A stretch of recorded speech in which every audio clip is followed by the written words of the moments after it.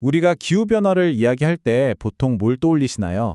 아마 대부분 공장 굴뚝이나 꽉 막힌 도로의 자동차들, 이런 것들을 생각하실 겁니다.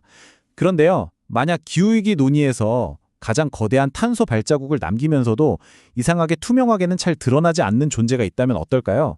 네, 오늘 이야기는 바로 군대의 역할에 대한 겁니다. 자, 그렇다면 우리가 정말 놓치고 있는 가장 큰 기후 이야기는 대체 뭘까요? 오늘 분석은 바로 이 질문에서부터 한번 시작해 보겠습니다. 그 해답은 좀 의외의 곳에 있습니다.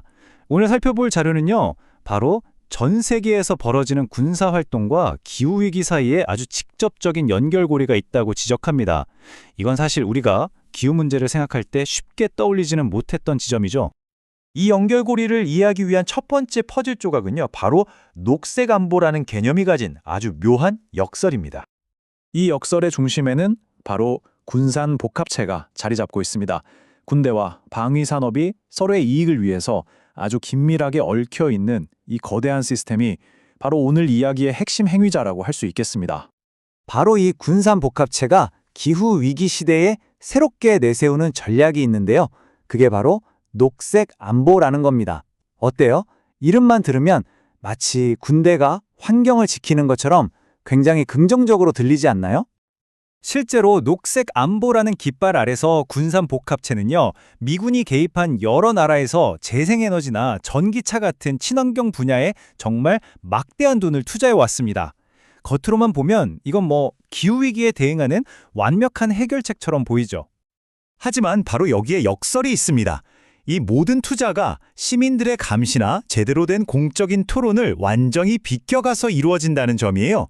그 결과 좋은 의도로 포장된 이 활동이 오히려 기후위기를 더 빠르게 할 수도 있다는 게 바로 핵심적인 비판입니다.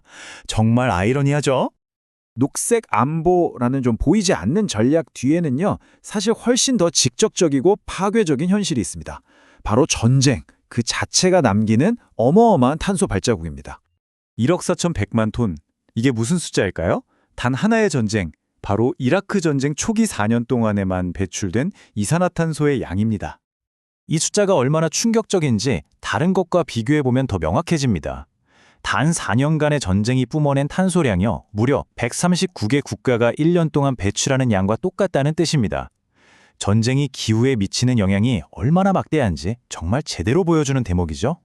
전쟁이 이렇게 막대한 탄소를 배출한다면 그럼 그 전쟁을 수행하는 주체는 어떨까요? 마지막으로 살펴볼 문제는 바로 미 국방부, 즉 펜타곤의 상상을 초월하는 석유 소비량입니다. 놀랍게도요, 미국의 군산복합체는요, 전 세계에서 화석연료를 가장 많이 소비하는 단일 기관입니다. 웬만한 나라보다도 더 많은 석유를 쓴다는 거죠. 그 규모가 실로 어마어마한데요. 미군이라는 단 하나의 조직이 쓰는 화석연료의 양이 100개가 넘는 국가들의 총 소비량을 합친 것보다도 많다고 합니다. 구체적인 수치를 하나만 더 볼까요? 80만 배럴. 이건 아프가니스탄에서 미 해군이 단 하루에 썼던 석유의 양입니다. 20년 동안 주둔했던 걸 생각하면 그 총량은 정말 상상하기조차 어렵습니다. 캐나다의 석학 바칠라프 스밀은 그의 책에서 이렇게 경고했습니다. 전쟁은 화석연료에 의한 에너지 사용을 한없이 극대화한다. 이 한 문장이 오늘 우리가 살펴본 모든 내용을 아주 정확하게 압축해서 보여주는 것 같네요.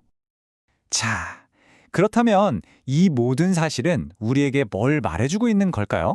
어쩌면 군대야말로 기후 위기를 불러일으키는 가장 거대하면서도 전혀 통제받지 않는 그런 존재는 아닐까요? 오늘 우리는 세 가지 좀 충격적인 사실들을 확인했습니다. 녹색 안보라는 그럴듯한 이름 뒤에 숨겨진 위험한 역설, 그리고 전쟁이 남기는 상상을 초월하는 탄소 발자국, 마지막으로 군대가 세계 최대의 화석연료 소비자라는 사실까지 말이죠. 결국 우리는 이런 근본적인 질문에 도달하게 됩니다.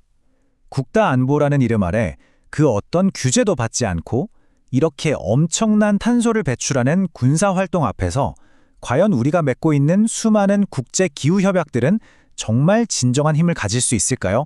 여러분의 생각은 어떠신가요?